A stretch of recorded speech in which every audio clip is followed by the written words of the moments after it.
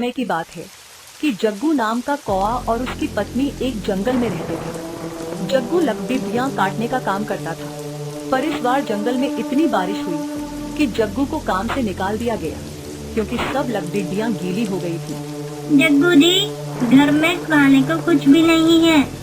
इस बार तो बारिश रुकने का नाम ही नहीं ले रही। ऐसे तो हम मर जाएंगे। कोई बात नहीं, तू घबरा मत, आज की रात देखते हैं। इस रात तो इतनी बिजली कड़की और इतनी बारिश आई कि जंगल में बारिश का कहर टूट पड़ा। सुबह होते होते जंगल में बाढ़ आ गई, तो जग्गू अपनी पत्नी को कहता है, मेरे बचपन का दोस्त लालू कौआ मधुबन जंगल में रहता है, मैं उसके पास चला जाता हूँ। सुना है वहाँ बारिश भी कम हो रही है। और मैं कहाँ जाऊँगी? तुझे मैं जाते जाते रास्ते में तेरे भाई के पास छोड़ जाऊंगा।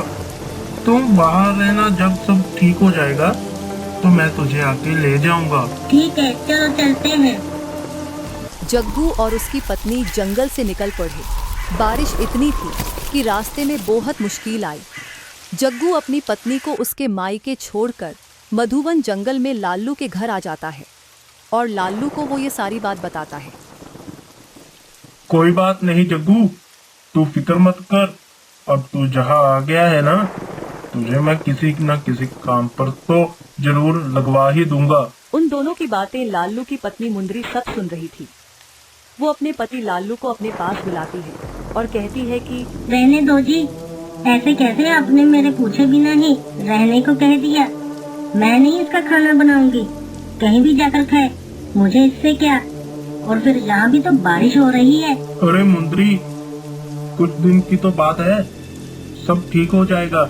और फिर वो मेरा बचपन का दोस्त है, बुरे वक्त में मुझे उसका साथ देना चाहिए। जग्गू उन दोनों की बात सुन रहा था। उसने कहा कि कोई बात नहीं भाभी जी, मुझे काम मिल जाए, मैं आपका सारा खर्चा चुका दूंगा। अरे कोई बात नहीं जग्गू, मैं किसी से बात करके आता हूँ तुम्हारे काम की। और आज तुम्हारी भाभी पूड़ी चने बना रही है। तुझे तो पूड़ी चने आते ही हैं, तुम्हारे हाथ के खाए हुए बहुत देर हो गई है। तू अपनी भाभी के साथ हेल्प करवा दे आज, ठीक है?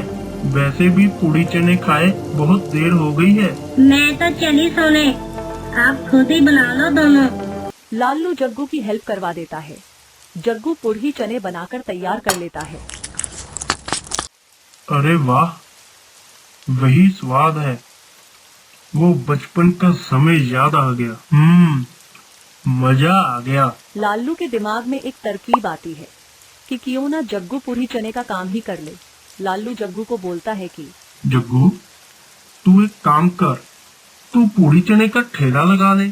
बरसात भी हो रही है और फिर ये जंगल तो रास्ते में पड़ता है, यहाँ पर देसी पक्षी भी बहुत गुजरते हैं और वो भी आ जाते हैं। अरे नहीं नहीं, उसके लिए तो ठेला चाहिए होगा, उसका मैं कोई ना कोई इंतजाम जरूर कर दूंगा। लालू ने कहीं से जुगाड़ करके जग्गू को पूड़ी चने का काम शुरू करवा दिया। कुछ दिन तो जग्गू के पास ग्राहक कम आए, पर उसके पूड़ी चने इतने लजीज थे कि ग्राहक दोबारा आने लगे। जग्गू भैया, आपके पूड़ी चने तो पूरे जंगल में फेमस हो गए हैं। क्यों ना हो, है ही इतने टेस्टी। कुछ ही दिनों में जग्गू के पूड़ी चने के सभी दीवाने हो गए। ये बात लालू की पत्नी मुंदरी को हजम नहीं हो रही थी। उसको ऊपर जाते देख मुंदरी सोचती है कि हमारी वजह से ही जग्गू की तरक्की हो रही है और हमारा कोई नाम ही नहीं। तो वो एक स्कीम बनाती है। आज तो मैं इस जग्गू को मजा चुकाकर ही रहूंगी। मुंदरी चुपके से सब्जी में मिर्ची का पूरा पैकेट ही गिरा देती है। आज देखती हूँ इसके पूड़ी चने कैसे दिखते हैं। जग्गू, एक प्लेट पूड़ी चने देना। जी दाई माँ। दाई माँ, मैं लाती हूँ आज। मैं जग्गू की हेल्प करवा देती हूँ। मुंदरी सब्जी का बर्तन चूल्हे से नीचे उतारने ही वाली थी कि सब्जी इतनी गर्म थी कि मुंदरी के हाथ से बर्तन गिर गया और सब्जी भी नीचे गिर गई। मुंदरी के पंख भी जल गए। अरे मुंदरी भाभी, आपके तो हाथ ही जल गए। मैं दवा लगा देता हूँ, आप आराम करो। वैसे भी आज बरसात इतनी हो रही है कि हम अपनी दुकान बंद कर देते हैं आज। जग्गू काम बंद कर देता है, पर मुंदरी को तो अंदर से जलन हो रही थी। वो कहाँ टलती है। मुंदरी दूसरे दिन पुरही के आटे में खाने वाला मीठा सोरहा काफी मात्रा में गिरा देती है। अरे आज क्या बात हो गई? पूरी बन क्यों नहीं रही? सारी पूरी खराब हो रही है।